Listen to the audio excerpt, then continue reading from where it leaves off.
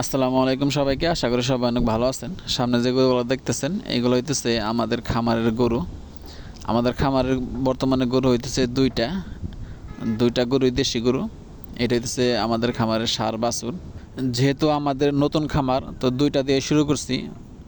আস্তে আস্তে ইনশাল্লাহ বড় করব। আর সামনে হইতেছে আমাদের গরুর জন্য যে খড় কিনছি, সেই খড়, যদিও কিছুদিন আগে আমাদের খামারে খড়ের সংকট পড়ছিল। আমি আপনাদেরকে ভিডিওর মাধ্যমে দেখাইছিলাম আমাদের খামারে কোনো খড় ছিল না, ঘাস ছিল না, কিছু ছিল না। তো ওই সময়টাতে আমাদের যে ভুট্টা ক্ষেত ছিল, সেই ভুট্টা ক্ষেতের ভুট্টা গাছের পাতা আয়না গরুকে খাওয়ানো হয়েছিল।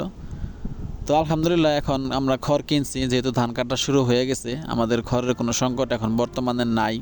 তো এই যে বাছুরটা দেখতেছেন, এই বাছুরটার কিছুদিন আগে একটা রোগ হয়েছিল, পা ফোলা রোগ। দুইটা পা ফুলে গেছিলো সামনের। তো আলহামদুলিল্লাহ এখন সুস্থ হয়েছে মোটামুটি। পটাশ দিয়ে গরম পানি দিয়ে ধুয়ে দিছিলাম। তো কয়েকদিন পটাশ দিয়ে ধোয়ার পরেই আলহামদুলিল্লাহ গরুটা সুস্থ হয়ে গেছিলো। তো এগুলো হইতেছে জীবাণুর আক্রমণ। আপনারা যারা গরুর খামার করবেন তারা খুবই সতর্ক থাকবেন, যাতে আপনাদের খামারে জীবাণু কোনোভাবেই প্রবেশ করতে না পারে। সপ্তাহে একদিন হইলেও পটাশ দিয়ে খামারটাকে স্প্রে করার চেষ্টা করবেন।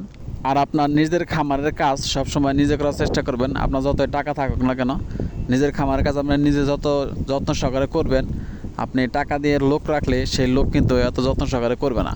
হ্যাঁ, তো এগুলো সবসময় মাথায় রাখবেন।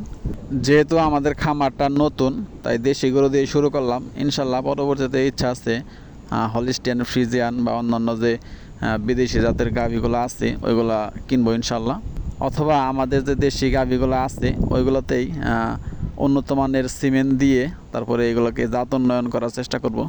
তো আমাদের এই বাছুরটা আমি যখনই ওর কাছে আসবো, মানে তখনই ওর গলা আগায় দিবে, যাতে আমি ওর গলাটা চুলকায় দেই। এই দেখেন, এই যে মানে গলা না চুলকায় দিলে ওর ভালো লাগে না। হ্যাঁ, তো গলা চুলকায় দিতে হয়। আমি যখনই আসি গলা অথবা শিংয়ের সাইডে যে ইগুলো আছে, শিংয়ের সাইডে চুলকায় দিতে হয়।